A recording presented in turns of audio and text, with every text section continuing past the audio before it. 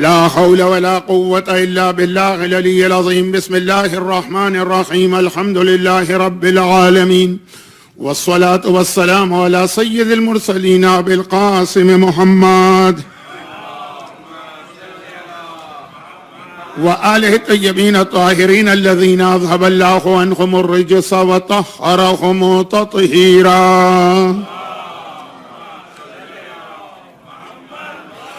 سيما على الإمام المنتظر والحجة الثاني يشرجل اللهم له الفرج، ولعنة الله على أعدائهم أجمعين من الأزل إلى الأبد. أما بعد، فقد قال الله عز وجل في محكم كتابه الكريم: بسم الله الرحمن الرحيم. وما أرسلنا من رسول إلا ليطاع بإذن الله ولو أنهم ظلموا أنفسهم جاءوك فاستغفروا الله واستغفر لهم الرسول لوجدوا الله توابا رحيما. فلا وربك لا يؤمنون حتى يحكموك فيما شجر بينهم ثم لا يجدوا في أنفسهم حرجا مما قضيت ويسلموا تسليما.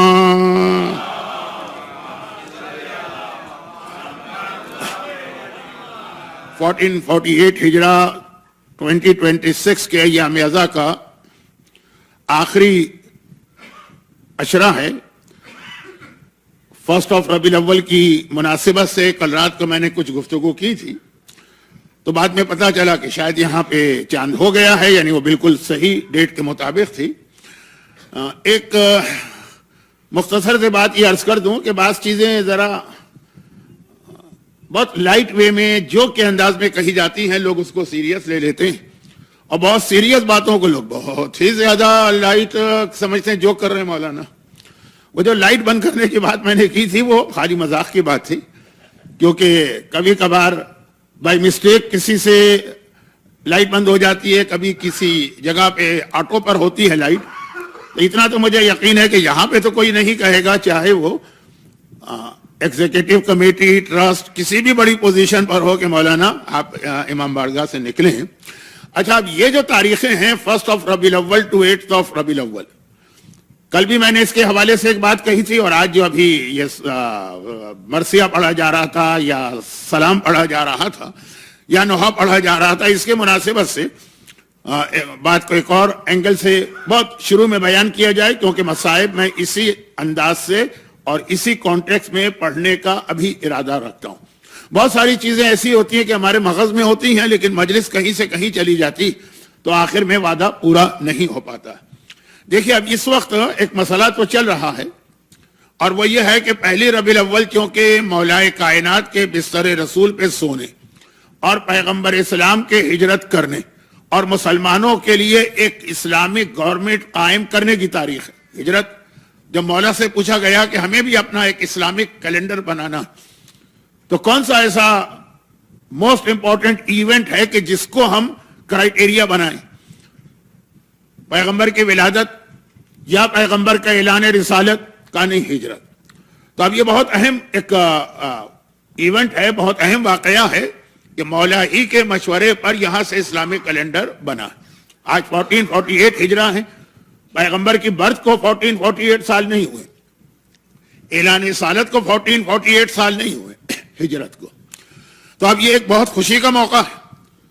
تو اب ان تاریخوں میں خوشی منائی جائے، اور پر 8 ربیع الاول شہادت ہے اس کو چھوڑ کر. یا یہ کہ دوسری جانب اگر ہم یہ دیکھیں تو یہی وہ تاریخیں ہیں کہ جب شہزادی کونین کے گھر کو جلایا جا رہا، پہلو پہ کوڑا مارا جا رہا، اور محسن کو شہید کیا جا رہا. تو اب یہ غم کا سلسلہ چلے. چنانچہ جیسے میرے ذہن میں اس وقت آیت اللہ العظمی شیخ وحید خراسانی کا پچھلے سال کا فتویٰ کہ دونوں چیزیں اپنی جگہ ہو سکتی ہیں، آدمی جس طرف چاہے اختیار کرے، اس میں شرعاً کوئی گناہ نہیں. تو کل ہماری گفتگو جس حوالے سے ہوئی تھی وہ ہجرت کی رات مولا کا بستر پہ سونا، اور آج مصائب کی حد تک ابھی تک میرے ذہن میں یہی خیال ہے. لیکن اب اصل جو موضوع میرا پہلے دن سے میں اعلان کر رہا ہوں اس کو ذرا شروع تو ہونا چاہیے، بلکہ آج تو اسے ختم ہو جانا چاہیے. اور وہ یہ ہے کہ زیارت کے حوالے سے جو اسلام ایک اہم ترین ڈیمانڈ کرتا ہے ہم سے اور آپ سے، زیارت کی برکتیں، زیارت کے فائدے، زیارت کا ثواب، وہ ساری چیزیں تو آپ سنتے ہیں، اور اسی وجہ سے آپ وہاں زحمتیں اٹھا کے جاتے ہیں. اور قرآن کریم کی آیت میں بھی یہی پہلی برکت تو یہی بتائی گئی ہے کہ ہم نے رسول کو بھیجا تم ان کی اطاعت کرو، لیکن وَلَوْ أَنَّهُمْ إِذْ ظَلَمُوا أَنفُسَهُمْ، اگر کبھی تم سے کوئی غلطی، کوئی خطا، کوئی مسٹیک، کوئی گناہ ہو جائے تو انہی کے پاس آنا، اور پھر یہ تمہارے حق میں دعا کریں گے تو تم دیکھو گے اللہ رحمت نازل کرنے والا ہے۔ اللہ کی رحمت کائنات کا سب سے بڑا گفٹ ہے، یا سب سے بڑی بلیسنگ ہے۔ ہم اور آپ تو کوئی حیثیت نہیں رکھتے۔ چوتھے امام کی مشہور دعا ہے جو بہت سے علماء قنوت میں بھی پڑھتے ہیں، جملہ الہی عاملنا بفضلک ولا تعاملنا بعدلک، خداوندہ جب قیامت کا دن آئے اور نامہ اعمال کھلے اور حساب کتاب ہو تو اپنی رحمت سے میرا معاملہ کرنا، اپنے عدل سے معاملہ نہ کرنا۔ اب یہ عدل خدا ایک الگ موضوع بن جاتا ہے۔ مولا کائنات کی مشہور دعا ہے جو آپ حضرات حج اور عمرے میں صفا پہاڑی پر پڑھتے ہیں، اور اس کا جملہ یہی ہے کہ خدا بندہ میں تیرے عدل سے ڈرتا ہوں، اتقی عدلک ولا اخاف جورک، یہ تو مجھے یقین ہے تو کسی پہ ظلم کرتا ہی نہیں ہے، مجھے تو تیرے عدل سے ڈر لگتا، تو رحمت خدا یہ ملے گی۔ یہ زیارت کا وہ فائدہ ہے جو براہ راست قرآن نے پہلے دن بتایا۔ باقی تو اتنے فائدے کہ اگر ایک کتاب کامل و زیارات اٹھا کے دیکھ لیجئے تو اول سے آخر تک تمام معصومین کے حوالے سے اس میں حدیثیں زیارت کے فائدے۔ مگر جب وہاں تک بات پہنچ گئی، آپ ہی نہیں بلکہ دنیا بھر میں، اب اگر 20 ملین آدمی اس سال عراق میں تھے تو میرا اندازہ ہے کہ تقریباً سب لوگ وہاں سے آ چکے ہوں گے۔ اب نئے زائرین جا رہے ہیں، 28 سفر کے لیے گئے، ربیع الاول کی تاریخوں کے لیے گئے، تو اب یہ جب واپس آ رہے ہیں تو کیا کرنا ہے؟ یہاں قرآن کریم کا وہ پیغام آ رہا ہے جو اصل میں میرا موضوع تھا، آیت نمبر 64 وہ تھی جو ابھی تک میں نے پڑھی کہ اللہ رحمت نازل کرے گا، 65۔ اور اس کو سمجھانے کے لیے مجھے پھر ایک ایسا جملہ کہنا پڑے گا جو آپ نے مجھ سے کئی بار سنا ہوگا، میں اکثر اس جملے کو بیان کرتا رہتا ہوں، اور وہ یہ ہے کہ جہاں پہ زیارت کی فضیلت، اہمیت کا پیغام کمپلیٹ ہوا، وَلَوْ أَنَّهُمْ إِذْ ظَلَمُوا أَنفُسَهُمْ جَاءُوكَ فَاسْتَغْفَرُوا اللَّهَ وَاسْتَغْفَرَ لَهُمُ الرَّسُولُ لَوَجَدُوا اللَّهَ تَوَّابًا رَحِيمًا، ما آیا فلا فوراً جو لفظ آ گیا، فَلَا وَرَبِّكَ لَا يُؤْمِنُونَ، تیرے رب کی قسم یہ مومن نہیں۔ قسم بھی کھائی اور اللہ نے اپنی ذات کی قسم کھائی، اور قسم کھا کے اعلان کیا کہ یہ لوگ مومن نہیں۔ تو میں اکثر کہتا ہوں کہ ہم اور آپ اگر کسی کو کہیں بھئی ہمارا مومن ہے تو ہمارے کہنے کی کوئی حیثیت نہیں، اور اگر ہم غصے کے عالم میں اور جھگڑے کے دوران کہتے میں تمہیں مومن نہیں مانتا تو ہمارے یہ کہنے کی کوئی اہمیت نہیں۔ ہم ایمان کا سرٹیفکیٹ دیں تو بیکار ہے، ہم کسی سے ایمان چھین لیں تو بیکار، لیکن اگر خدا کہہ دے اور اس طرح کہے کہ لا یؤمنون، یہ مومن نہیں، لیکن جو اس کے بعد خدا کہہ رہا ہے کہ کیوں مومن نہیں ہے اور مومن بننا ہے تو کیا کرنا ہے، وہ بات کی چیز ہے۔ اس سے پہلے کا لفظ فا، جو عربی زبان کے لیٹرز ہیں نا، جیسے انگلش میں A B C D E F G H ہے مثلا، عربی زبان میں بھی الف با تا سا جو قرآن پڑھتے ہیں ان کو معلوم ہے ایک لفظ ہے فا۔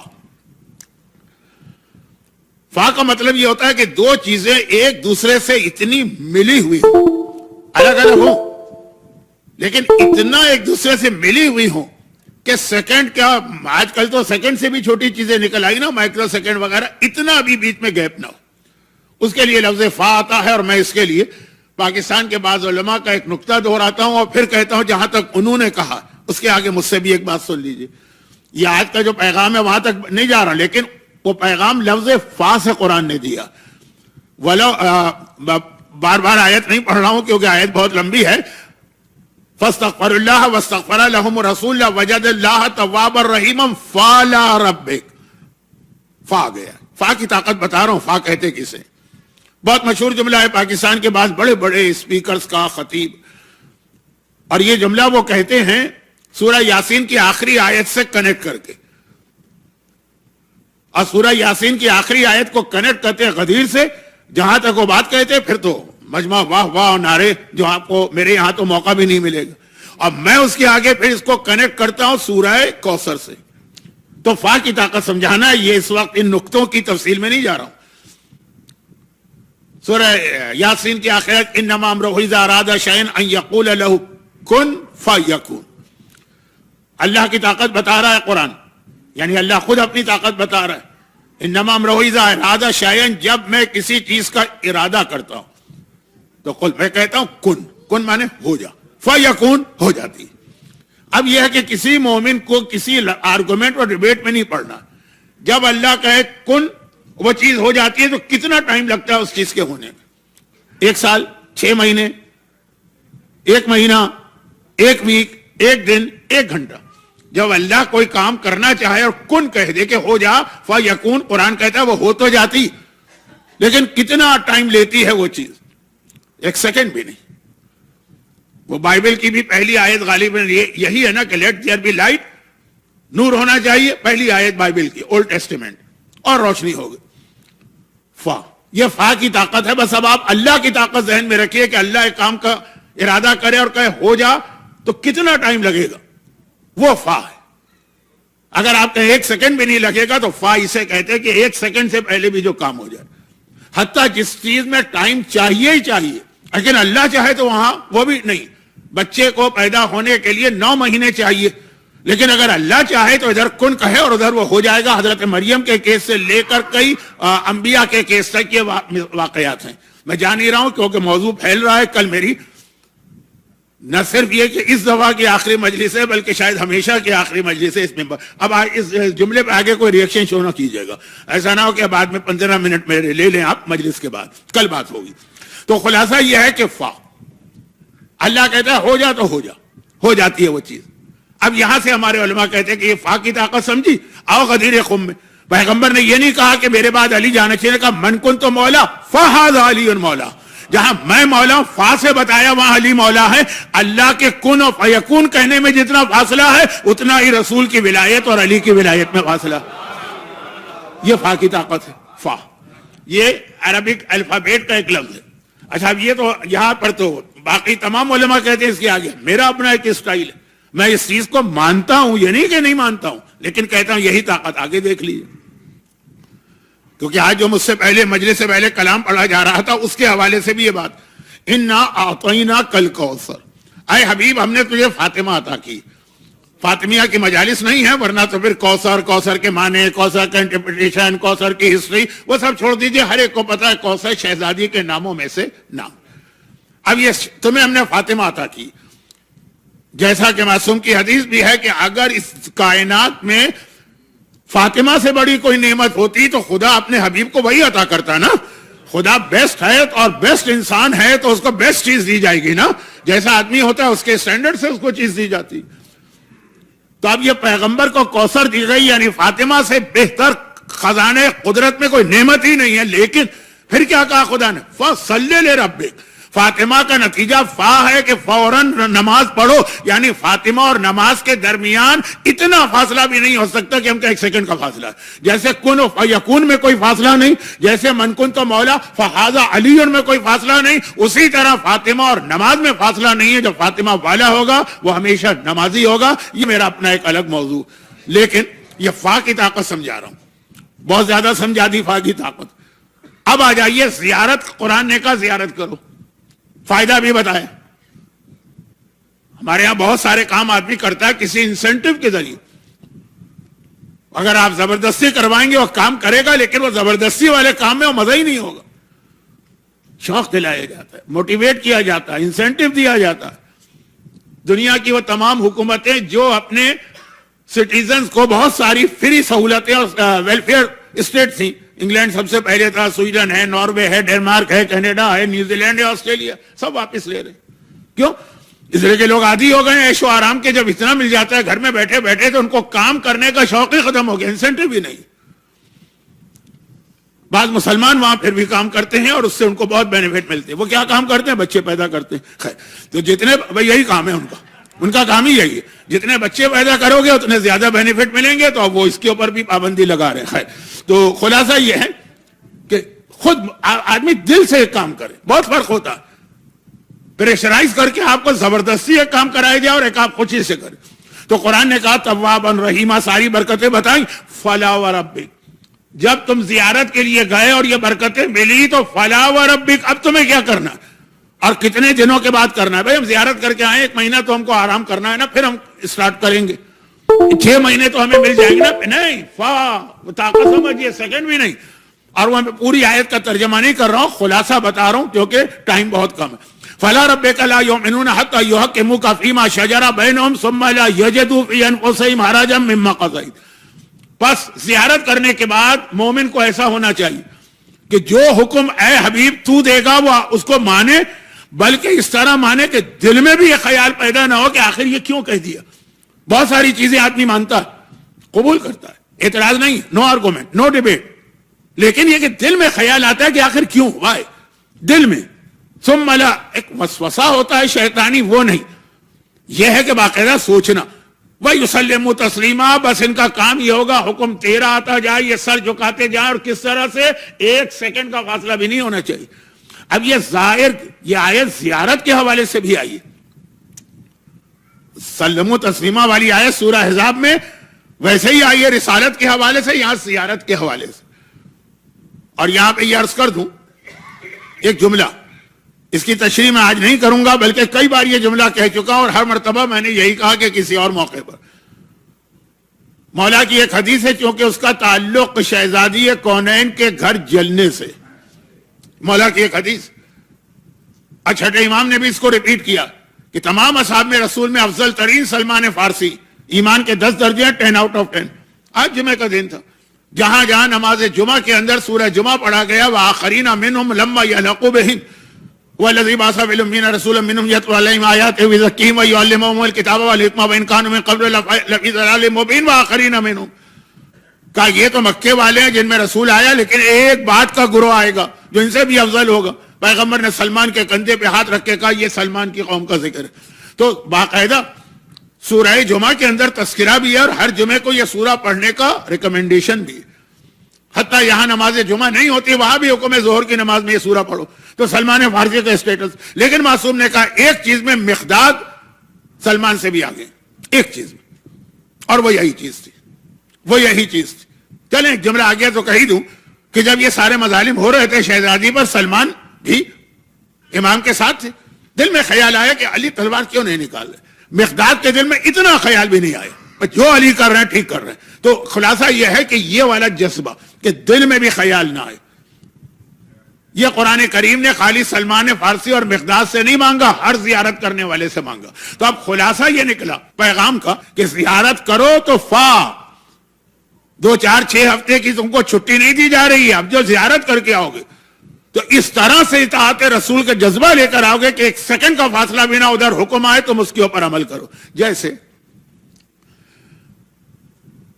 حج میں اکثر یہ ہوتا ہے کہ ہم یہ ایگزامپل دیتے ہیں. حج کے اندر ایگزامپل کیا ہوتی ہے، اور ہمارے ہاں خالی وہ ایگزامپل کی ضرورت نہیں، کم از کم میں پاکستان کی حد تک بات کر رہا ہوں، شیعہ اور سنی سب مل کر حج کا مطلب ہی یہ سمجھتے ہیں کہ آدمی چینج ہو گیا ہے. چنانچہ کتنے لوگ ایسے ہوتے ہیں کہ جب ان کو حج کی فضیلت یا بتائی جاتی ہے یا شوق دلایا جاتا ہے، بلکہ برادران اہل سنت کے یہاں تو اسی انداز سے جیسے ہمارے یہاں زیارت کا شوق ہے نا، کہنے کی ضرورت نہیں، ہر آدمی تڑپتا، ان کے یہاں یہ حج کا شوق ہے. میں وہ جملہ نہیں کہنا چاہتا، ذرا سا تکبر نہ جھلکے، اتنے سالوں سے حج پہ جا رہا ہوں اور اتنے مختلف لوگوں سے ملاقات ہوئی.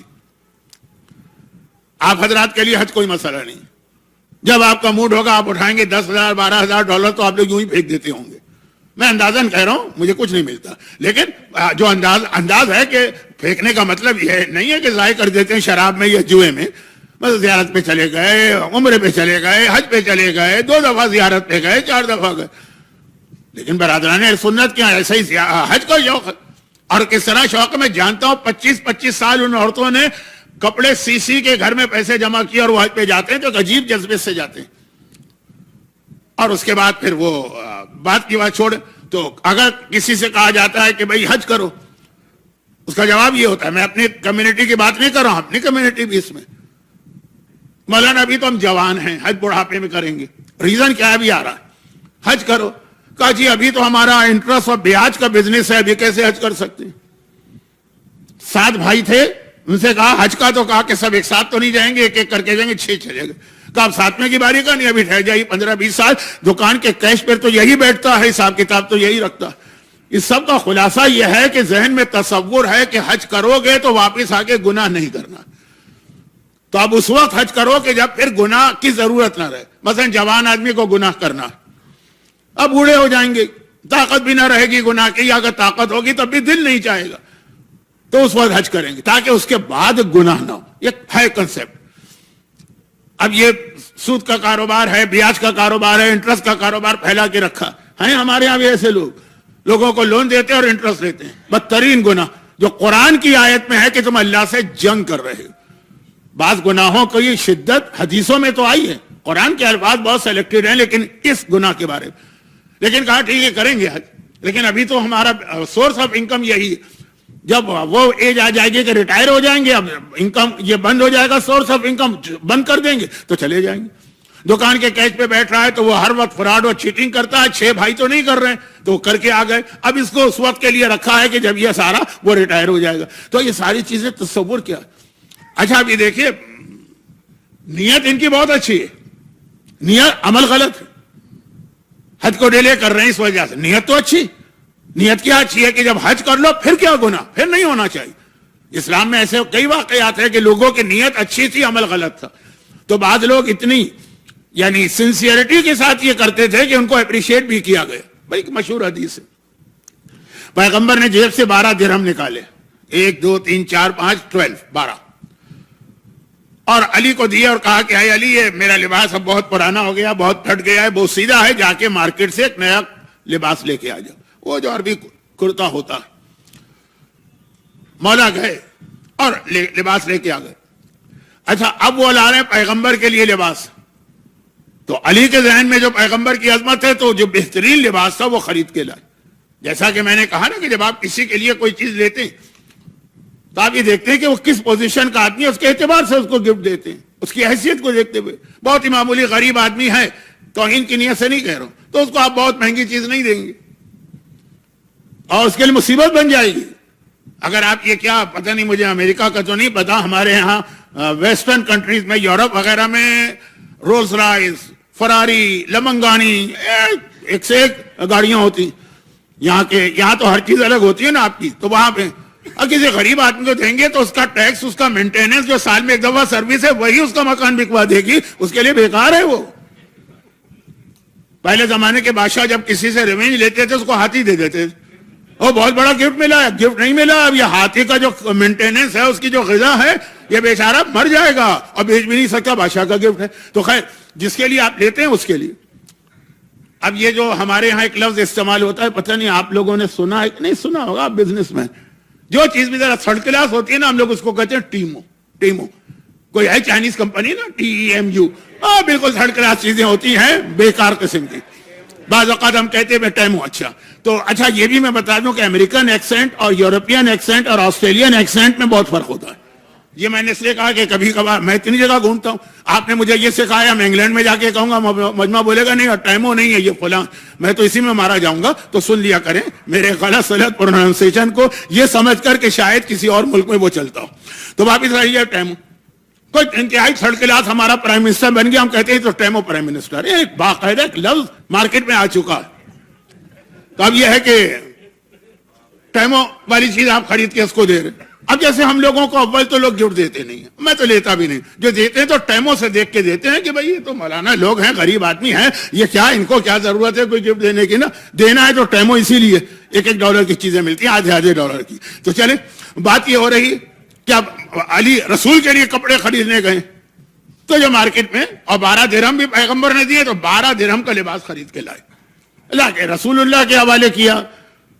ہمارے یہاں ایک دعا بہت دی جاتی ہے اور بہت اہم دعا، اللہ تمہاری روزی میں یا رزق میں برکت دے. برکت کا لفظ بہت اہم ہے، وہ یہاں سمجھ میں آ رہا کیونکہ اس سفر کی تاریخیں اور ربیع الاول کی میں رسول خدا کو ذہن میں رکھ کے بھی بہت سی باتیں کہتا ہوں.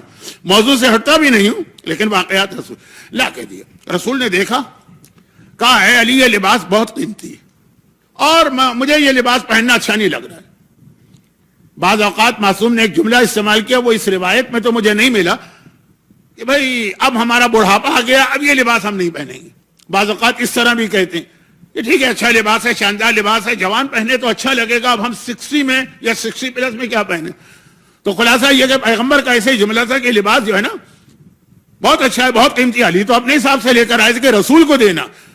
رسول نے کہا یہ نہیں چلے گا، اے علی ایسا کرو کہ دکاندار کو جاؤ اور یہ لباس واپس کر کے آ جاؤ.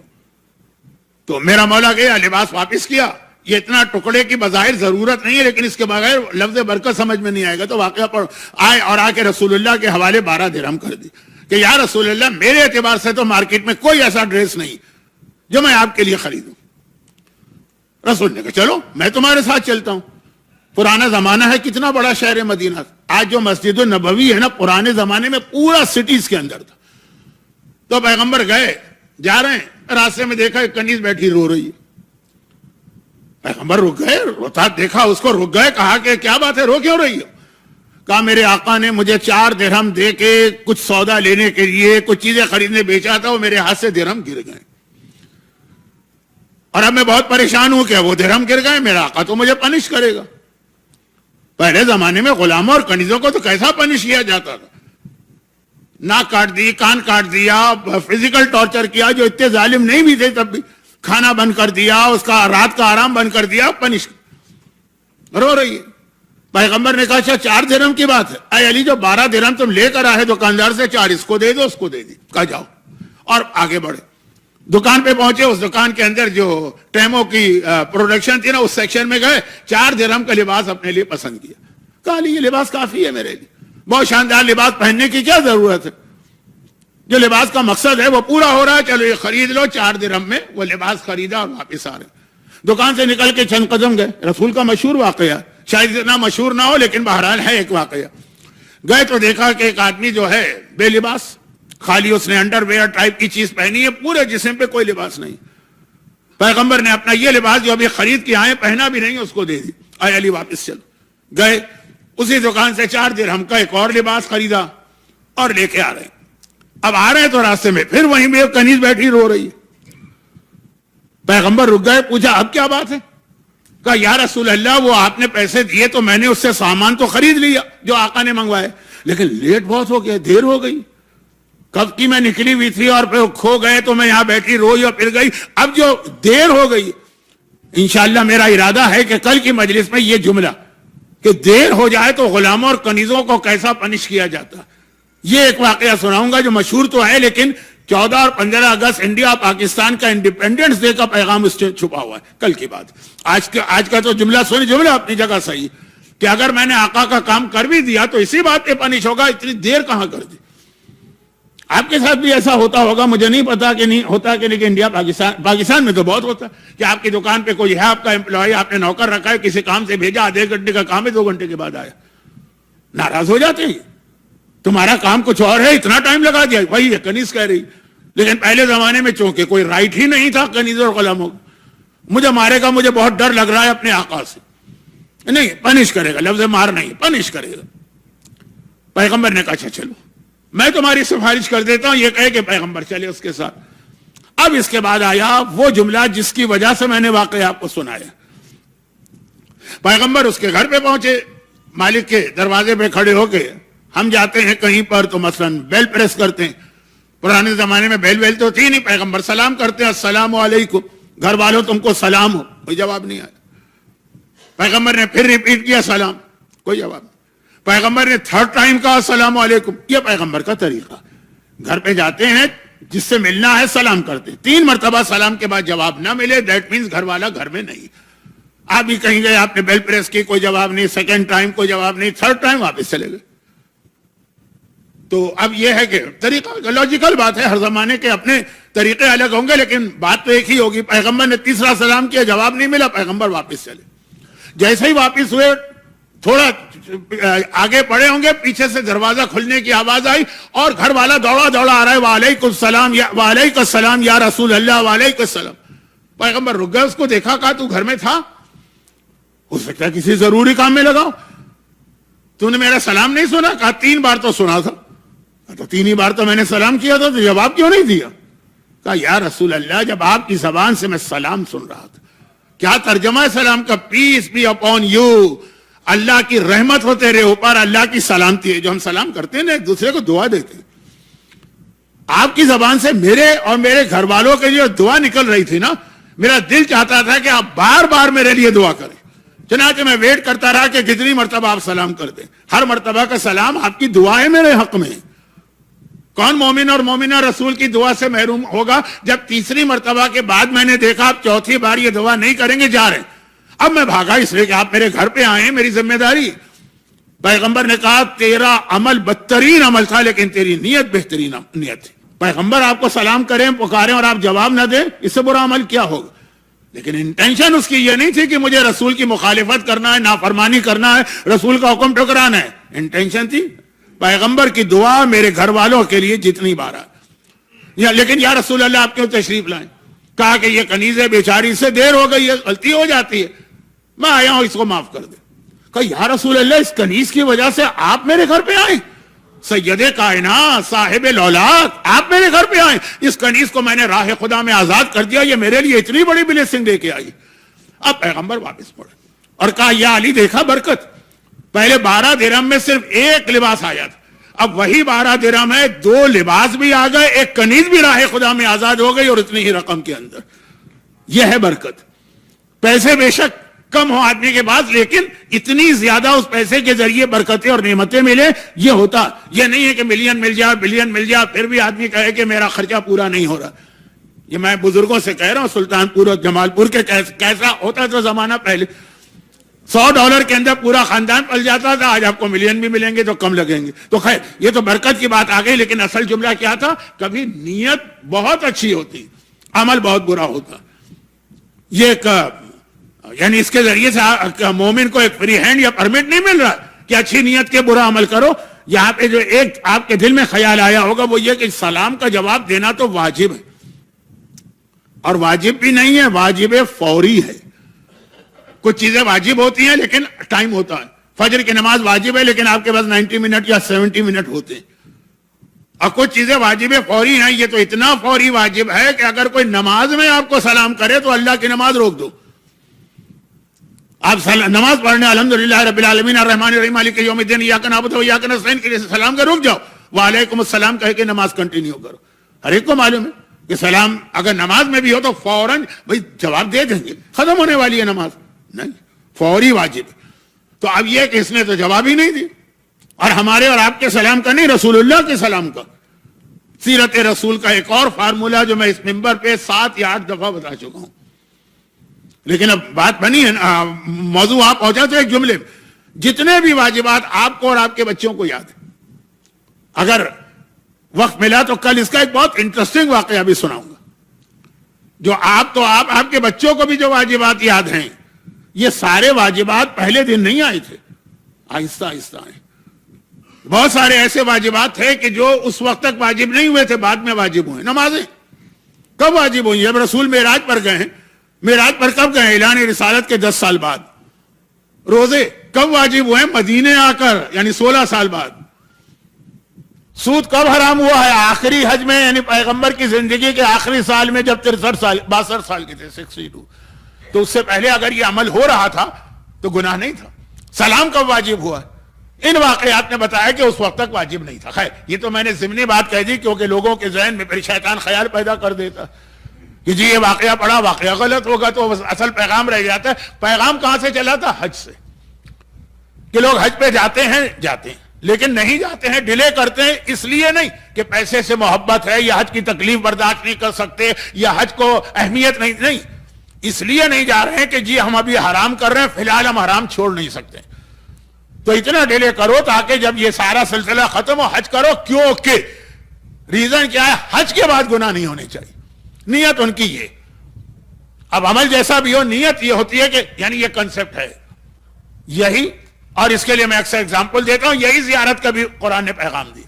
فا کہے کہ فا کی طاقت آپ کو کیوں سمجھائی کہ میرے بدن کی طاقت ختم ہو گئی؟ فا سمجھانے میں اس لیے پتا چلے کہ کتنا گیپ ہونا چاہیے زیارت میں اور اپنے آپ کو بدلنے میں. اور میں بہت ہی کبھی کبھار بہت ہی لائٹ وے میں اس کو اس طرح بھی بتاتا ہوں. ایڈورٹائزنگ ایجنسیز جو ہے، ایڈورٹائزنگ کی جو سائنس ہے، پوری مارکیٹنگ کی سائنس، آپ سب لوگ تجارت کرنے والے ہیں، مجھ سے بہتر جانتے ہوں گے. وہ یہی ہے نا کہ اپنی پروڈکٹ کو بہتر سے بہتر اور بڑا لوگوں کے لیے بہت اہم اور بہت فائدے مند بنا کے ثابت کرو. تو اس کا ایک طریقہ ہوتا ہے. وہ حج میں بھی میں مثال دیتا ہوں، ہمیشہ مینا کے میدان میں جب حج مکمل ہوتا ہے مومن ریلیکس ہوتا ہے. وہاں پہ ہر سال میں مجلس پڑھتا ہوں مینا کے میدان میں، مومن ریلیکس، اور زیارت کے دن بھی، زیارت میں بھی آخری مجلس میں۔ زیارت میں کبھی مشکل ہو جاتا ہے کیونکہ زیارت میں لوگ کم ٹائم نکال کے جاتے ہیں، پھر بھی وہ مثال سن لیجیے آج یہاں پہ۔ اور وہ یہ ہے کہ دیکھیے ایڈورٹائزنگ میں یہ ہوتا ہے نا، ایک پروڈکٹ ہے تو وہ اپنے پروڈکٹ کو ثابت کرنے کے لیے 2 پکچر دیتے ہیں۔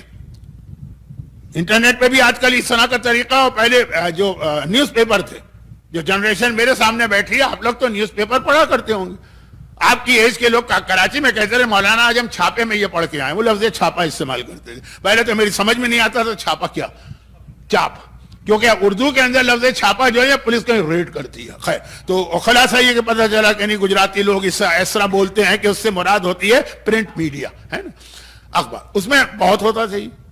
مثلا دنیا میں اس وقت سب سے بڑی انڈسٹری کون سی ہے؟ میں یقین سے تو نہیں کہہ سکتا، لیکن ٹاپ 5 انڈسٹریز میں ہے کاسمیٹک سرجری والی۔ ہر آدمی پاگل ہو رہا ہے اپنے آپ کو بہتر سے بہتر بنانے، اور بن چکا ہے۔ یعنی یہ کاسمیٹک سرجری، ابھی میں انگلینڈ میں تھا، ابھی جو سیکنڈ اشرا میں نے پڑھا انگلینڈ میں پڑھا، تو بس گورنمنٹ کی طرف سے رکاوٹ آ رہی ہے، ورنہ تو وہ کمپنیاں تیار ہیں۔ یعنی وہ یہ تو فارماسیوٹیکل کمپنیوں کا ہے نا، باقاعدہ فارم بھی انہوں نے ایز اے ماڈل فارم بھی انہوں نے انٹرنیٹ پہ دیا۔ کیا چیز؟ آپ کو کیسا بچہ چاہیے؟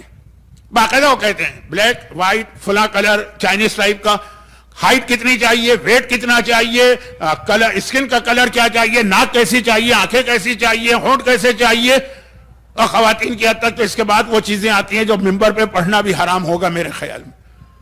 باقاعدہ آپ وہاں ٹک کریں یہ دنیا میں ہر علاقے کا الگ اصول۔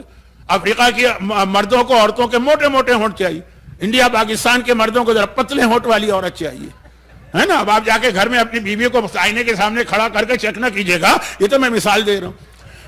فار ایسٹ یعنی جاپان اور چین، وہاں عورتوں کی وہ ناک چاہیے جو چپٹی ہو۔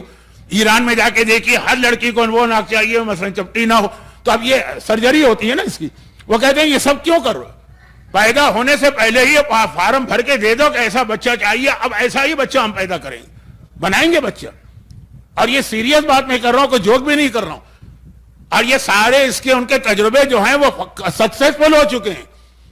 بس مسئلہ صرف یہ کہ ابھی گورنمنٹ ریگولیشن پرمیشن نہیں دے رہے۔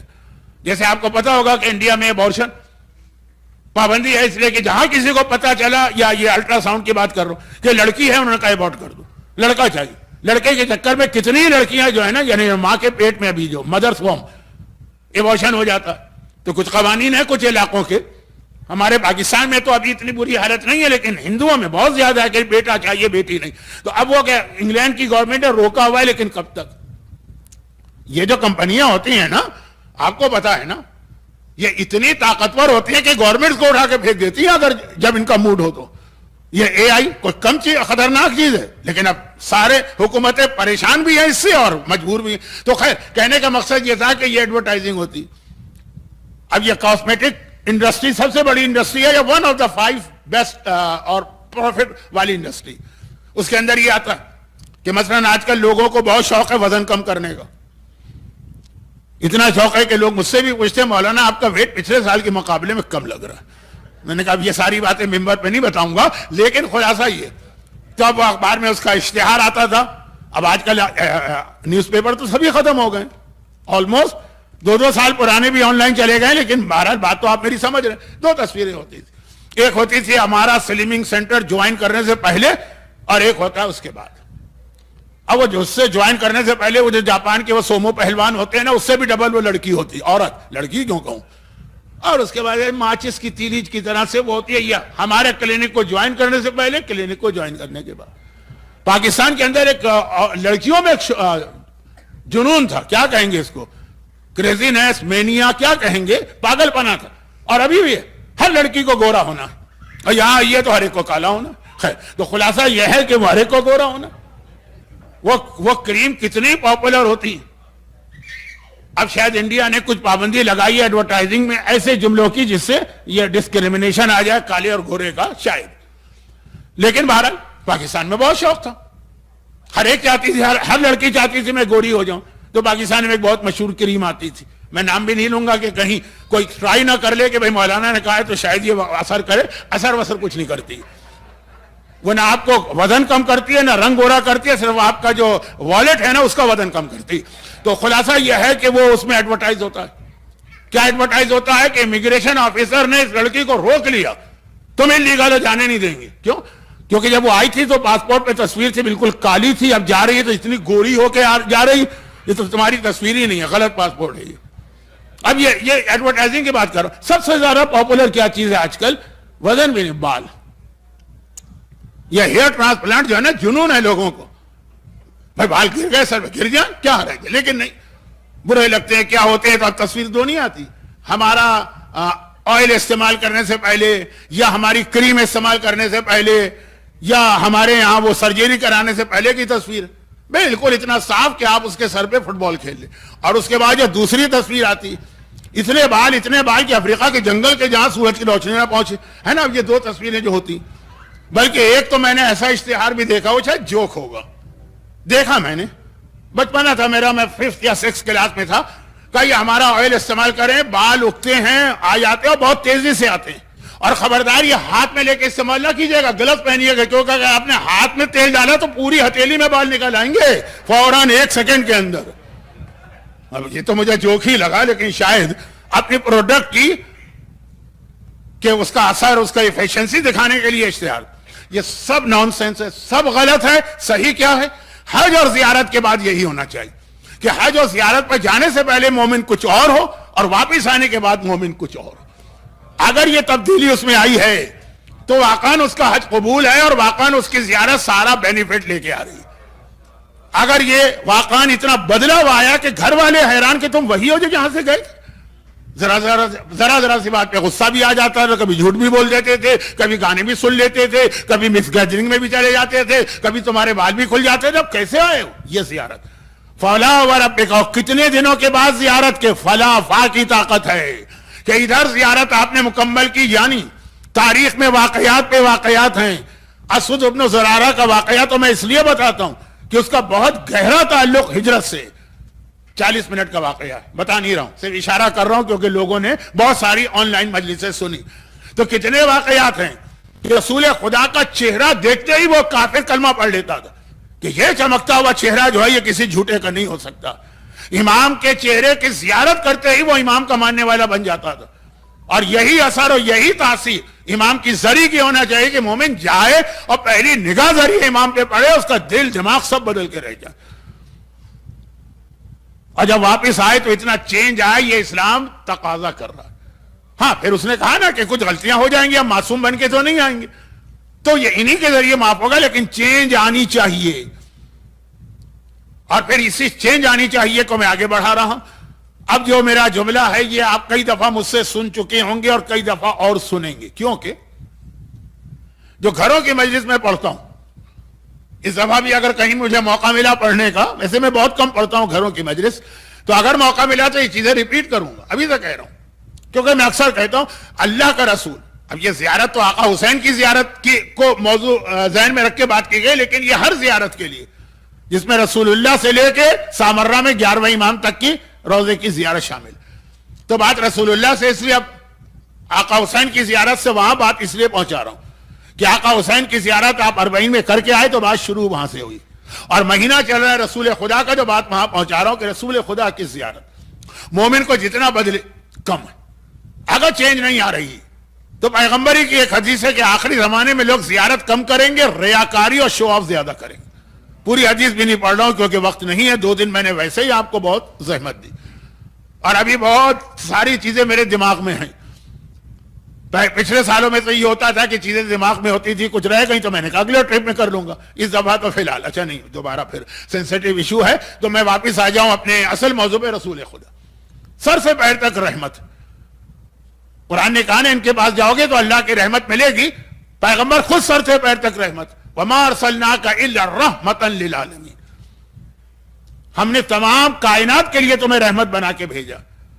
پیغمبر کا وجود، پیغمبر کا چلنا، پیغمبر کا دیکھنا، پیغمبر کا مسکرانا، پیغمبر کا کسی کو انگلی سے اشارہ کر دینا، پیغمبر کا کسی کو کوئی ایک لقمہ کھانا دے دینا، برکت برکت برکت، رحمت رحمت رحمت. ان مومنین کو پیغمبر اسلام کی رحمت کو سمجھانے کی ضرورت نہیں. لیکن بطور مثال, جو ایک مثال میں یہ بھی بہت دیتا ہوں, عربوں کا طریقہ تھا کہ اپنے بچوں کو ماحول سے بچانے کے لیے بچپنے کے اندر شہر سے باہر جنگل میں, گاؤں میں بھیج دیتے. اب آج کل یہ میڈیا کی وجہ سے شہر اور گاؤں میں کوئی فرق نہیں رہا. جتنی خرابیاں شہر میں ہیں اتنی ہی چھوٹے چھوٹے دیہاتوں اور گاؤں میں پہنچ چکی ہیں, یہ میڈیا کی وجہ. یہ ایک موبائل, لیکن میرا موضوع موبائل نہیں. خلاصہ یہ ہے کہ پہلے ایسا نہیں تھا. شہر میں بہت خرابیاں ہوتی ہیں, ہر قسم کے لوگ ہوتے ہیں. گاؤں جو ہے, بلکہ پہلے زمانے کے گاؤں تو ایک ہی فیملی ہوتی تھی, فلاں قبیلے کا فلاں قبیلے کا, وہاں کوئی اور ہوتا ہی نہیں تھا آؤٹ سائڈر. 50 مکان, 40 مکان, 30 مکان, ایسا ابھی بھی ہوگا انڈیا میں, پاکستان میں, ایسٹ افریقہ میں. تو وہ اپنے بچوں کو وہاں بھجوا دیتے تھے. نمبر ایک, شہر کا جو کلائمیٹ اور ویدر اور یہ سب بہت پولوٹیڈ ہو جاتا ہے. گاؤں کھلا کھلا, آج کل یہ سب نہیں چل رہا ہے, سب تباہ کر دیا آج کی جدید ٹیکنالوجی نے. کھلا ماحول, فریش ایئر, صاف پانی, پھر شہر کے تمام وہ خرابیوں سے محفوظ. ایک ہی قبیلے کے لوگ. دیکھیں بہت مشکل ہو جاتا ہے اپنے ہی رشتہ داروں کے سامنے گناہ کرنا. دوسروں کے سامنے گناہ کرنا آسان ہے. ہمارے یہاں بہت ساری عورتیں, ابھی تو میں پرانی بات کر رہا ہوں, یہ تو آج کی مثال نہیں, 40 سال پہلے بہت سے حجاب کرنے والی عورتیں تھیں. وہ جاتی تھی, جب وہ فتویٰ تھا خوئی کا, احتیاط واجب کے چہرہ بھی چھپانا ہے, نقاب بھی پڑی. وہ کسی علاقے میں کہیں یہاں کوئی جانے والا نہیں, ایک دم سے انہوں نے حجاب بھی اتارا اور چادر بھی اتاری ہے, سب کچھ. اور اگر یہاں کوئی جاننے والا, فوراً ایک مرتبہ پھر وہ چادر اور حجاب آ گیا. تو یہ مثلا نیچرل طریقہ ہوتا ہے. گاؤں میں یہ ساری چیزیں نہیں ہوتی, ایک ہی گاؤں, سب ایک دوسرے کو جانتے ہیں.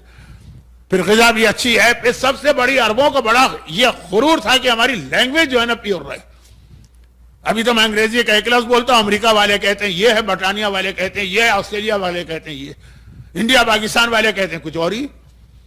ہمارے یہاں کتنے ٹیچر اس لیے نکال دیے گئے کہ انڈیا سے پڑھ کے آئے تھے, آسٹریلین بچوں نے کہا ان کا ایکسنٹ ہی سمجھ میں نہیں آ رہا, کہہ کیا رہے ہیں. آپ کو بھی یہ پرابلم آتا ہوگا نا کہ آپ کسی انگلش اسپیکر کو لا رہے ہیں, تو ایسے اسپیکر کو لائیے کہ جس کی خالی انگلش صحیح نہ ہو, بلکہ اس کا ایکسنٹ بھی ایسا ہو کہ یہاں کے بچے سمجھ سکے. اور اس کا آپ لوگ خیال کرتے ہیں, لیکن سب سے اہم چیز کا خیال نہیں کرتے کہ اس کا عقیدہ بھی صحیح ہو. خیر وہ تو ایک اور چلا ایک اور جانب, اور وقت نہیں ہے آج, لیکن سب سے اہم تو یہ چیز ہے. اب واپس آ جائیے. تو بات یہ کہہ رہا تھا کہ رسول خدا کے بچپنے میں بھی, اچھا جو قریب کے گاؤں کے لوگ ہوتے ہیں نا, وہاں کی عورتیں 15-20 عورتیں گروپ بنا کے آتی ہیں شہر میں اور بچے لے لیتی ہیں. اس خاندان کا بہت مشہور واقعہ ہے, میں اب زیادہ ڈیٹیل میں چلا گیا, لیکن اس میں ایک آدھ بات مجھے کہنا تھی, خاص طور پر یہ انگلش اسپیکر اور عقیدے کے حوالے سے, لیکن نہیں کہہ پا رہا ہوں. اب جب پیغمبر کی ایج 5 سال تھی, اس سے پہلے کی بات 2 سال, قبیلہ بنو سعد, اس کا یہی کام ہے, اس کی عورتوں کا یہی کام ہے, شہر میں آتی ہیں, بچے لے جاتی ہیں, سال بھر تک رکھتی ہیں, سال بھر کے ان کو پیسے مل جاتے ہیں, ان کا گزارا ہوتا. یہ قبیلہ بنو سعد کہاں ہے آپ میں سے جنہوں نے مکے میں بڑا عمرہ کیا ہے یا بڑے عمرے کی زیارت کی؟ مکے میں ایک ہوتا ہے مسجد عائشہ والا عمرہ, اس کو چھوٹا عمرہ کہتے ہیں, اور ایک ہے جعرانہ والا عمرہ جسے بڑا عمرہ کہتے ہیں, اور وہ اتنا اہم ہے کہ ہم لوگ وہاں سے عمرہ نہیں کرتے.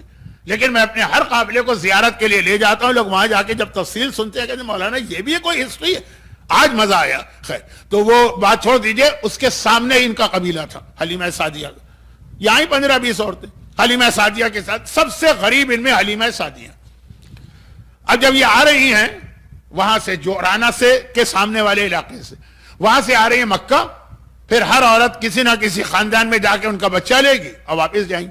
تو ساری ان کی جتنی ساتھی ہیں کمپینین, سب کو ان سے شکایت, پورا راستہ لڑتی ہوئی آئیں, اے حلیمہ تمہیں کیا ہو گیا, تمہاری وجہ سے ہم بھی پرابلم ہے. پھر یہ آ گئے مختلف خاندانوں سے, انہوں نے بچے لیے, بلکہ ایک طرح سے ہر عورت کے لیے خاندان فکس ہوتا تھا. حلیمہ سعدیہ نے بھی لیا, ان کو پیغمبر دے دیے جناب آمنہ نے. آئیے واپس آ رہے, اب واپس بھی آ رہے تو پورا راستہ ان کی ساتھی جو ہیں, ان کی فرینڈز, ان کی سہیلیاں, ان کی دوست, ان کی کمپینین, ان سے لڑتی بھی آ رہی, جاتے وقت بھی اور آتے وقت بھی. لیکن دونوں دفعہ کی لڑائی میں فرق ہے.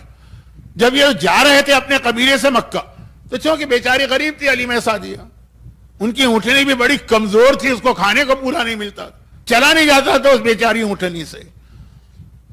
اور جو باقی تھے ان کے نارمل قسم کے جانور تھے, وہ دوڑے جا رہے ہیں, دوڑے تو نہیں جا رہے, نارمل اسپیڈ سے چل رہے ہیں, ان کی اونٹنی بہت رک رک کے چل رہی. بھئی اگر 8-10 آدمی اپنی اپنی کار میں جائیں اور ایک ان کا دوسروں کا ساتھ نہ دے سکے, ہر جگہ پیچھے رہ جائے, فرسٹریشن ہو جاتا ہے. سب کہہ رہی تھی کہ حلیمہ تمہاری وجہ سے ہمارا ٹائم بھی ویسٹ ہو رہا ہے. اب لیکن تھا ایک ہی قبیلہ اور ایک ہی گاؤں, تو چھوڑ تو نہیں سکتے. پورا راستہ گئے, بچے لیے واپس آئے. اب ہو گیا الٹا معاملہ. ساری ساتھی کہہ رہے ہیں حلیمہ سعدیہ تمہیں ہوا کیا؟ تمہاری اونٹنی تو ہوا کی طرح سے دوڑی چلی جا رہی ہے, راکٹ کی رفتار سے چلی جا رہی ہے, ہم تمہارا ساتھ نہیں دے پا رہے. یہ ایک دن رہے ہوں گے مکے میں, اتنی کمزور اونٹنی کہ ساری عورتیں ناراض تھیں, اب اتنی طاقتور ہو گئی ہوا کی رفتار سے. اب کسی کی سمجھ میں نہیں آ رہا, سب حلیمہ سے کمپلین کر رہی. لیکن ہم نے دیکھا فرق کیا ہے. فرق یہ ہے کہ جب حلیمہ گئی تھی تو خالی گئی تھی, جب آئی ہیں تو محمد ان کی گود میں ہے. یہ حلیمہ کی برکت نہیں, یہ محمد کے وجود کی برکت ہے کہ کمزور ترین اونٹنی دنیا کی سب سے تیز اونٹنی بن گئی. یہ خالی ایک واقعہ ہے پیغمبر کے 2 سال کی ایج کا. کل میں نے کہا تھا نا کہ بعض فضیلتیں اہل سنت کہتے 40 سال بعد ملی. ہمارا تو عقیدہ پہلے دن سے. خالی اونٹنی پہ رسول ڈائریکٹ بھی نہیں بیٹھے, حلیمہ کی گود میں بیٹھے تو اونٹنی, یہ رحمت ہے. مکے میں آپ جاتے ہیں نا تو ایک زیارت آپ کو اور کرائی جاتی, پتہ نہیں کرائی جاتی ہے نہیں کرائی جاتی ہے, میں تو کراتا ہوں. محبس جن عربی میں آج بھی, ماڈرن عربی میں بھی 1400 سال میں ہر لینگویج میں کچھ نہ کچھ تو تبدیلی آتی. آج بھی عربی میں محبس کہتے ہیں جیل کو, پریزن, جیل. محبس جن, جنوں کی جیل. یہ کیا ہے؟ اس کا ایک واقعہ ہے, تبھی تو زیارت کرائی جاتی. حضرت سلیمان ایک ایسے نبی تھے جن کی حکومت انسانوں کے ساتھ جنوں پر بھی. اور چونکہ پورا واقعہ قرآن میں آیا ہے سورہ قصص میں, تو اس میں کوئی حدیث ضعیف ہے, کمزور ہے, جن ہوتے ہیں نہیں ہوتے ہیں, اس کی کوئی گنجائش ہی نہیں ہے. پورا واقعہ, یہ والا واقعہ نہیں, حضرت سلیمان کی جنوں پر حکومت کا. تو ایک مرتبہ, اچھا مکے کے اندر بھی بہت جن رہتے تھے, شہر سے باہر جنگل میں. اب وہ مکے کا حصہ بن گیا. یہ ساری چیزیں بتانا تو آپ کا ٹائم ویسٹ کرنا ہے, شہر پھیلتے ہیں. تو خیر, حضرت سلیمان کے زمانے میں جو جن رہتے تھے ان میں ایک جن بہت ہی شریر اور شیطان تھا. حضرت سلیمان نے آخر اس کو پنش کیا, جیل میں ڈال دی. جنوں کی جیل کیا ہوتی ہے؟ کنواں کھودو اور اس کے اندر ان کو رکھو. آؤ جیل میں ڈال دیا, کہا جاؤ اب تمہاری سزا یہی ہے, تمہیں یہیں رہنا. اب وہ وہاں ہے, نکل نہیں سکتا. اور حضرت سلیمان کا تو انتقال بھی ہو گیا. اور زمانہ کتنا آگے بڑھ گیا, سلیمان سے رسول خدا تک زمانہ آ گیا, وہ وہیں قید. آج بھی وہ زیارت مکے میں مثلا زیارت کے نام سے نہیں ہے, وہاں پہ ایک مسجد بنا دی گئی ہے پیغمبر کے وجود سے. تو اکثر لوگوں کو تو پتہ بھی نہیں ہے کیا. میں بتا دیتا ہوں, یہی واقعہ جو آپ ابھی سن رہے ہیں. یہ ہے کہاں پہ؟ یہ ہے حضرت خدیجہ کی قبر کے بالکل سامنے. وہ جو قبرستان ہے نا مکے کا, بہت اہم قبرستان ہے جنت البقیع کے بعد. جنت البقیع ہمیں یاد ہے, جنت المعلا ہم بھول گئے. اس میں حضرت ابو طالب ہیں, حضرت خدیجہ ہیں, شہزادی فاطمہ کے بڑے بھائی قاسم ہیں, جن کا نام لے کے آپ دعائے توسل میں ابو القاسم کہتے ہیں. بڑی اہم قبریں, لیکن ہم بھول گئے, ہم غیروں سے کیا کہیں. تو خیر, خلاصہ یہ ہے کہ یہ قبرستان کے بالکل باہر یہ کنواں تھا. قبرستان شہر سے باہر بنائے جاتے تھے اور اس کے پیچھے ویرانہ ہوتا تھا, جن رہتے تھے. تو پیغمبر جب وہاں جاتے ہیں تو پرانا زمانہ ہے نا, سڑکیں وڑکیں تو ہیں نہیں, کوئی راستے بھی نہیں, کبھی ادھر سے کبھی ادھر سے. تو ایک بار پیغمبر اس کنویں کے قریب سے گزرے, وہاں جن ہے. کتنے 100 سال سے نہیں, کتنے 1000 سال سے. کہاں سلیمان نبی, کہاں رسول اللہ. کم سے کم ایٹ لیسٹ 2 سے 3 ہزار سال کا تو فرق ہوگا. 3000 سال سے وہ جیل میں. لیکن جن بہرحال اتنی معلومات رکھتا ہے, جب پیغمبر قریب سے گزرے اسے کچھ نظر نہیں آ رہا ہو, تو بہت پیچھے کنویں کے اندر ایک دم اس کا جو عذاب تھا نا وہ رک گیا. وہ کنویں کے اندر خالی اس کو جیل میں نہیں رکھا گیا, وہاں اس کو پنش کیا جا رہا ہے, رک گیا, عذاب ختم ہو گیا. سمجھدار تھا, دیکھ رہا ہے کہ کسی کے پیروں کی آواز آ رہی اور عذاب رک گئے. سمجھ گیا کہ جو کوئی جانے والا جو ہے یہ کوئی اتنا نیک آدمی ہے کہ خالی اس کے قدم میرے کنویں کے قریب سے گزرے, اتنی دیر کے لیے اللہ نے عذاب کو اسٹاپ کر دی. فوراً وہیں سے آواز دی کہ اے شخص ایک مہربانی اور کر دے اور جب یہ میری سزا کو معاف کرا دے. وہ پورا واقعہ تو نہیں پڑھ رہا, اس میں کچھ بچا بھی نہیں اب پڑھنے کا. پیغمبر نے اس کے حق میں دعا کی, وہ وہاں سے نکل کے آیا, شکریہ ادا کیا, اور اس کے بعد وہ کچھ علماء کہتے, اب آگے کی چیز میں نے کہیں دیکھی نہیں, کچھ علماء کہتے کہ پھر اسی کی اولاد میں سے کچھ کربلا میں بھی پہنچے, لیکن وہ اپنی جگہ چھوڑی. بات یہ کہ پیغمبر وہاں سے گزر رہے ہیں, کوئی دعا نہیں کر رہے ہیں, اس کے بارے میں کچھ سوچ بھی نہیں رہے، کوئی خیال بھی نہیں کرے، خالی گزر رہے ہیں۔ یہ پیغمبر کے پیروں کی برکت ہے کہ اطراف میں اتنی رحمت پھیل گئی کہ اس کی سزا اللہ کو روکنا پڑی، یعنی رک گئی سزا۔ یہ پیغمبر کی رحمت ہے۔ تو میں گھروں کی مجلس میں اس کے بعد ایک جملہ کہتا ہوں جو آپ پھر سنیں گے مجھ سے جتنی بار آپ گھروں کی مجلس پڑھوائیں گے۔ اب تو خیر میں آؤں گا ہی نہیں، لیکن فی الحال کی بات کر رہا ہوں۔ تو خلاصہ یہ کہ پیغمبر کے قدم ہمارے گھر میں آ جائیں، دیکھیں برکت، عذاب خدا رک جاتا ہے۔ لیکن بس یہاں سے میرا اصل موضوع شروع ہو رہا ہے جو مجھے پہلے دن آدھی مجلس کے بعد شروع کرنا تھا۔ آخری دن 5 منٹ ملے ہیں، باقی کل کا عنوان۔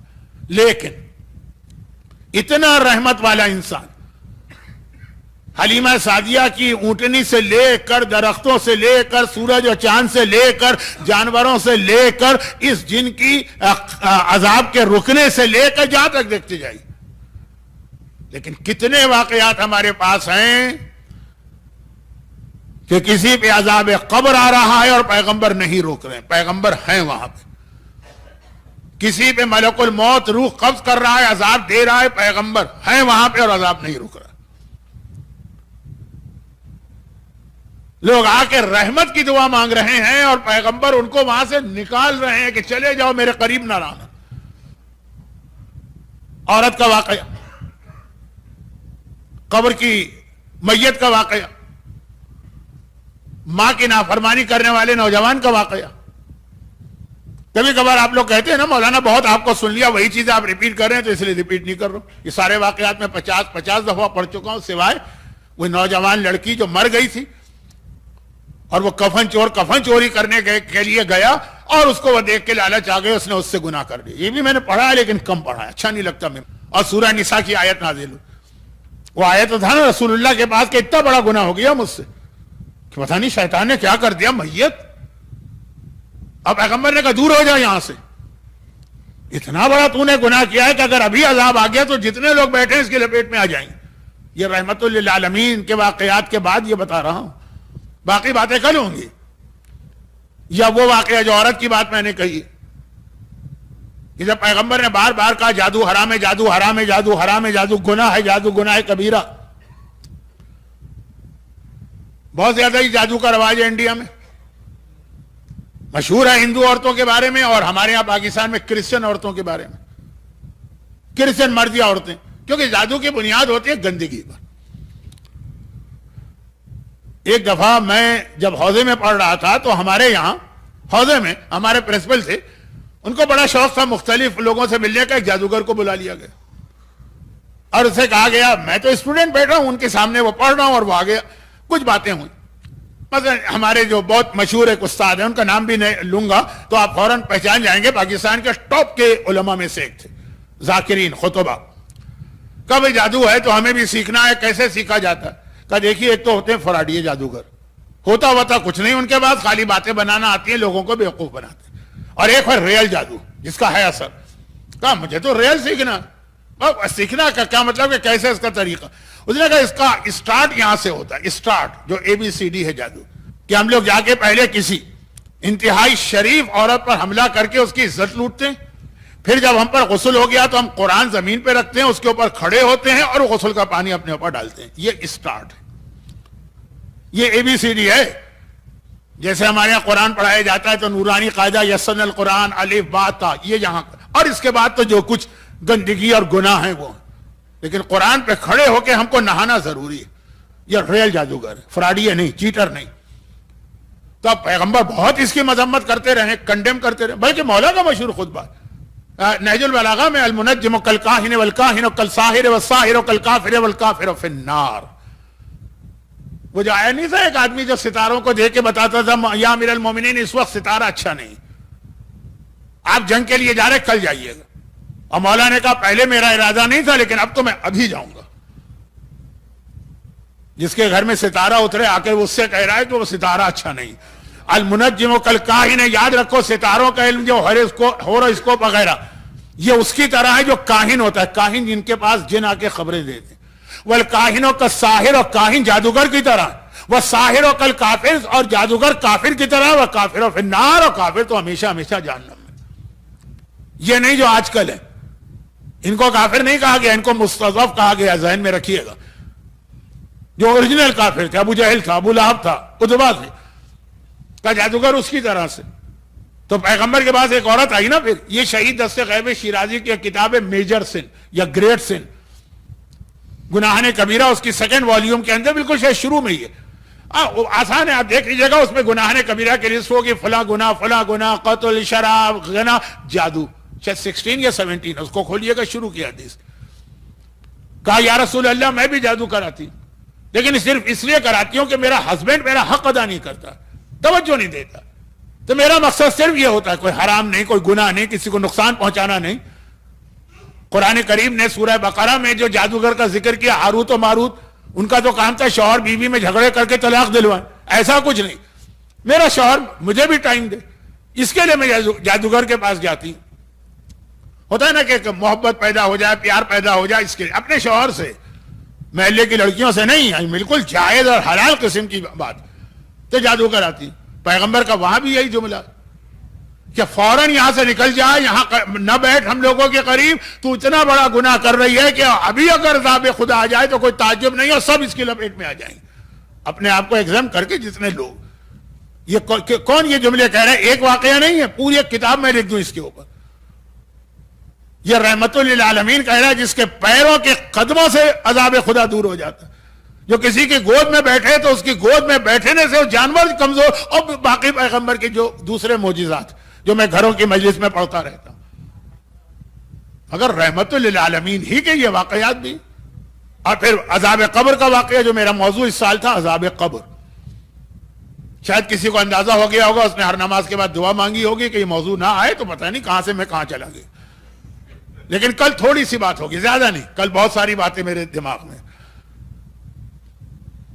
تو رحمت للعالمین بات تھی کہ زیارت چینج کرے اپنے آپ, اور یہ نہ سمجھو کہ وہاں سے ہو کے آ گئے تو فری ہینڈ مل گیا, اب جو گناہ چاہے کرو. خود رسول اللہ اپنے زمانے میں جیتے جاگتے لوگوں کے سامنے بیٹھے اور کہتے تم نکل جاؤ یہاں, یہ کہہ کے نکالتے. یہ نہیں کہ میں تمہیں دیکھنا نہیں چاہتا, تم ایسا گناہ کر رہے ہو کہ عذاب کو کھینچنے والا گناہ ہے, فوراً عذاب آ سکتا.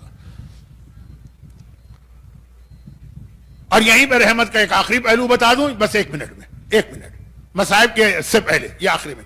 اور رحمت میں جو ہمارے ہاں تصور ایک آ جاتا ہے نا کہ جی وہ تو رحمت للعالمین ہے, شفیع المذنبین ہے, حسین علی کو بخشوائیں گے, علی علیہ کو جنت میں لے کے جائیں گے, سب صحیح ہے باتیں, لیکن انکمپلیٹ. اب یہ واقعات میں نے 2-3 پڑھے, اور بہت کم کر کے پڑھے, بہت چھوٹے کر کے پڑھے, معصومین کے بھی واقعات. اللہ کے رسول کا اصل کام معاشرے میں ظلم کو بڑھانا نہیں ہے. آپ نے کہا جی ہم سے گناہ ہو گیا ہے تو وہ ہمیں ان کی امید ہے, امید رکھیے, امید انہی سے رکھیے, اور کوئی نہیں ہے آپ کو نجات دلانے والا. لیکن اگر ہم نے کسی کا مال مارا اور ہم پر یہ رحمت آ گئی تو جس کے اوپر ہم نے ظلم کیا وہ بیچارہ, اس کا کیا ہوگا؟ اب یہ جملہ بہت بڑھ سکتا ہے, مثالوں سے ٹائم نہیں ہے, تو ایک بات کہتا ہوں. پیغمبر کا اصل کام دیکھیے, ہمارے عقیدے میں ہے توحید کے بعد رحمت نہیں ہے, توحید کے بعد عدل, انصاف ہونا چاہیے. کبھی ایک پہ رحمت نازل کرنے کا مطلب دوسرے پہ ظلم کرنا. اس گستاخ نوجوان پہ جو اپنے باپ کی توہین کر رہا ہے, اس پہ رحمت نازل کرنے کا مقصد اس کے بوڑھے باپ پہ ظلم کرنا. میں مثالیں زیادہ نہیں دے رہا ہوں کہ ضرورت بھی نہیں ہے, وقت بھی نہیں. پیغمبر کا اصل کام ہے وہ عادل خدا. اللہ نے عقیدے میں عدل کو رکھا ہے, رحمت کو نہیں رکھا. عادل خدا کا عادل نمائندہ. چنانچہ ظالموں کو سزا یہی دے گا. آگے ہمیں موضوع پر بہت مختصر شاید آج بات رہے, لیکن ظالموں کو سزا یہی دے گا. کب؟ جب اس دنیا میں ظہور امام زمانہ ہو جائے گا تو ایک ایک کر کے سارے معصومین واپس آئیں گے. مولا کے آنے کا میں نے کل اشارہ کیا, صفا مروہ کا. سب سے آخر میں کون معصوم آئیں گے؟ رسول خدا. سب سے آخر میں رسول خدا آئیں گے. وہ تلوار لے کر آئیں گے جس سے شیطان کی گردن کٹے گی. یہ رجت کے واقعات ہیں, بہت تقریریں میں نے کی. اس کے بعد جب شیطان بھی مارا گیا, اب پیغمبر اسلام امام زمانہ نہیں, پیغمبر اسلام مسجد کوفہ میں وہاں جا کے بیٹھیں گے جہاں آج بھی مولا کائنات جج کے طور پہ بیٹھتے تھے. وہ جگہ محفوظ ہے, دکۃ القضاء, وہ بیت التشت. اب یہاں بڑے آرام سے میں بات کر سکتا ہوں کیونکہ آپ نے ایک دفعہ نہیں 50 دفعہ زیارت کی, اور زیارت کی اور مسجد کوفہ نہ گئے ہوئے تو ناممکن بات میں کہہ رہا ہوں.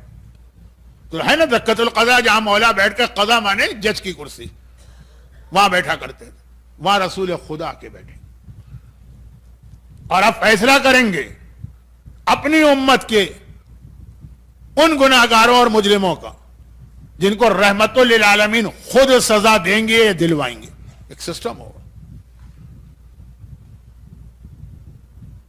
یہ مصائب شروع ہو گئے. کیسے کہ جب وہاں کے بیٹھیں گے تو پیغمبر اعلان کریں گے کہ آدم سے لے کے آج تک جس جس پر ظلم ہوا ہے ہر مظلوم آئے اور اپنے اوپر ہونے والے ظلم کو بتائے تو اس کے ظالم کو میں بلوا کے اس کو سزا دوں. آدم سے لے کے پیغمبر کے ظاہر ہونے تک ہر ظالم کو, ہر مظلوم کو بلایا جائے گا, آؤ پہلے تم اپنا کیس پیش کرو. سب آئیں گے. حتیٰ روایتوں میں ہے کہ حابیل بھی تشریف لائیں گے, آدم کے وہ بیٹے جنہیں ان کے اپنے بھائی نے قتل کیا. حتیٰ روایتوں میں ہے کہ حضرت صالح کی اونٹنی کو ذبح کرنے والے وہ ظالم بھی آئیں گے. اذم بعث اشقاها, قرآن نے کہا کہ یاد رکھو وہ ظالم نہیں ہے, وہ اشقا ہے, سپرلیٹو ڈگری سب سے بڑا ظالم. سب آئیں گے. لیکن یہ بھی روایتوں میں کہ سب سے پہلے جو مظلوم آئے گا وہ جناب خدیجہ طاہرہ آئیں گے, ہماری اور آپ کی ماں, پیغمبر کی بیوی ہے لیکن اس وقت بحیثیت بیوی نہیں آ رہی ہیں, بحیثیت ایک مظلومہ وہ اپنا کیس لے کے آ رہی ہیں.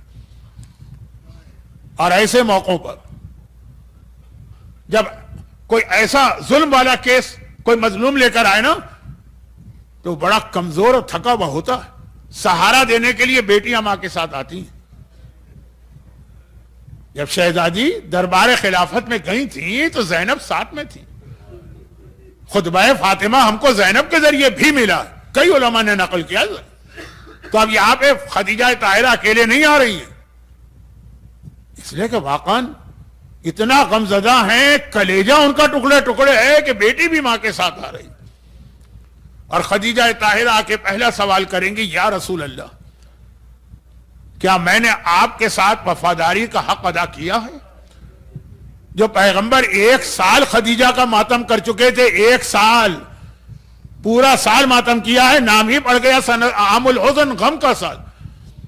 جو خدیجہ کو بعد میں بھی یاد کر کے کہتے رہتے تھے کہ جو خدیجہ نے میرا حق ادا کیا ہے کوئی ادا نہیں کر سکتا. خدیجہ جب سوال کر رہے ہیں, سب لوگ ہیں, مجمع عام میں سوال, پیغمبر رو دی, اے خدیجہ میں نے ہر ایک کا حق ادا کر دیا, تیرا حق ادا نہ کر سکا, تو نے تو جتنا وعدہ کیا تھا اس سے بڑھ کے دکھایا. یا رسول اللہ یہ میرا آپ کے ساتھ معاملہ ہوا, اب یہ بتائیے کہ کیا جو امت ہے جس کی ماں ہے کیا میں نے ان کا حق ادا کرنے میں کوئی کوتاہی کی؟ پیغمبر کا جملہ ہے کہ آج تک کسی ماں نے اپنی اولاد کا وہ خیال نہ رکھا ہوگا جو تو نے میری امت کا خیال رکھا. اردو میں ایک محاورہ ہوتا ہے, تن من دھن قربان کر دینا, خدیجہ نے ہر قربانی دی. اب خدیجہ طاہرہ کہیں گے یا رسول اللہ آپ کا حق ادا کیا, امت کا حق ادا کیا, جتنا تھا اس سے زیادہ حق ادا کیا, تو کیا مجھے یہ بدلہ ملنا چاہیے؟ اور یہ کہے کہ خدیجہ اپنی گود پر سے وہ چادر ہٹائیں گی تو خدیجہ کی گود میں ننھے محسن کا لاشا ہوگا, وہ محسن جو آج شہید کیا گیا. بعض علماء نے لکھا نا کہ 2 ربیع الاول کو جناب محسن کی شہادت ہوئی جب ظالموں نے گھر پہ حملہ کیا تھا, دھمکی دی تھی فاطمہ کو کہ گھر کھولو ورنہ ہم تمہارے گھر کا دروازہ توڑ کے گھر میں داخل ہوں گے. جو پہلے دن مصائب میں نے پڑھے اور آپ نے زندگی بھر سنے, اور فاطمہ کو یقین نہ آیا میرے گھر میں کوئی زبردستی داخل ہو, جہاں ملک الموت بھی رک جاتا ہے, جہاں رسول خدا بھی رک جاتے ہیں. اور آنے والے نے خالی دھمکی نہیں دی, زبانی عمل کر کے دکھایا. تو جب دروازے کو دھکیل کے دیوار کی طرف پش کیا گیا تو بیچ میں رسول کی بیٹی دب گئی ہے. دروازے کے پیچھے ایک کیل لگی تھی, فاطمہ کے بدن میں داخل ہو گئی, اور یہ دباؤ کے نتیجے میں محسن ماں کے پیٹ میں شہید ہوا. اور جب گری ہے فاطمہ تب بھی بس نہ کیا ان ظالموں نے, ہاتھ میں کوڑا تھا, ضرورت نہیں تھی یہ کوڑا اٹھا کے پہلوے زہرا پہ مارا. یہ آج محسن کا لاشا لے کے خدیجہ طاہرہ آئی. آپ میں سے جو گرینڈ پیرنٹ ہیں وہ سمجھیں گے, بعض اوقات اپنی اولاد سے آدمی اتنی محبت نہیں کرتا جتنا اولاد کی اولاد سے کرتا. محسن کی نانی ہے, بیٹی کا بیٹا ہے, مگر راوی نے کہا کہ فرزند رسول آپ نے کہا کہ خدیجہ کے ساتھ فاطمہ بھی آئی ہیں نا، تو کامن سینس تو یہ کہتی ہے کہ محسن کو لے کر فاطمہ کو آنا چاہیے، ان کا بیٹا ہے، خدیجہ آ کے فریاد کریں، لیکن یہ محسن کا لاشا خدیجہ کیوں لے کے آ رہے ہیں، فاطمہ کیوں لے کے نہیں آ رہے ہیں؟ آپ نہیں رو رہے ہیں، امام رو دیے۔ امام نے کہا ارے تجھے کیا پتا میری دادی کی گود خالی نہیں تھی، تو مولا اس گود میں کیا تھا؟ اس میں ننھے علی اصغر کا وہ لاشا تھا جس میں 3 بھال کا تیر لگا تھا، گلا یہاں سے وہاں چھت گیا۔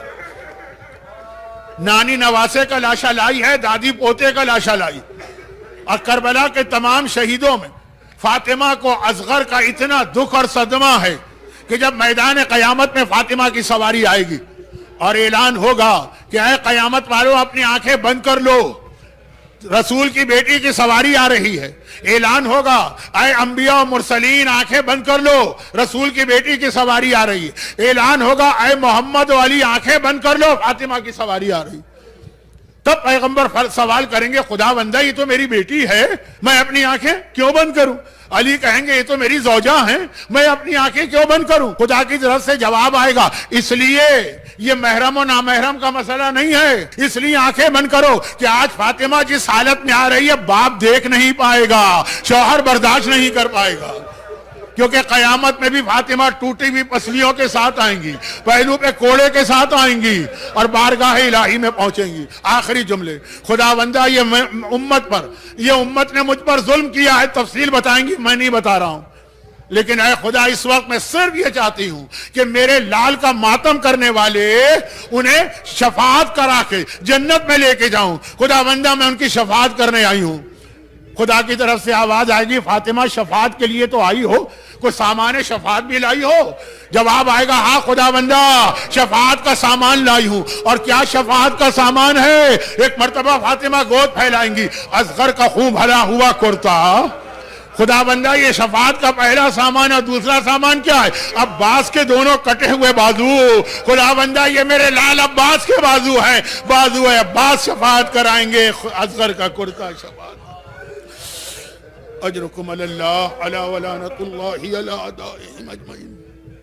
پروردگارہ اسی باب الحوائج، دونوں باب الحوائج، باب الحوائج عباس سے علمدار کے انہی کٹے بازوؤں کا واسطہ، اور باب الحوائج ننھے علی اصغر کے اسی خون آلود کرتے کا واسطہ۔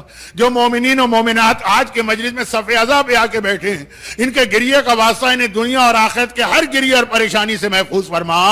غم حسین تو ہمیں جنت میں بھی عطا فرما۔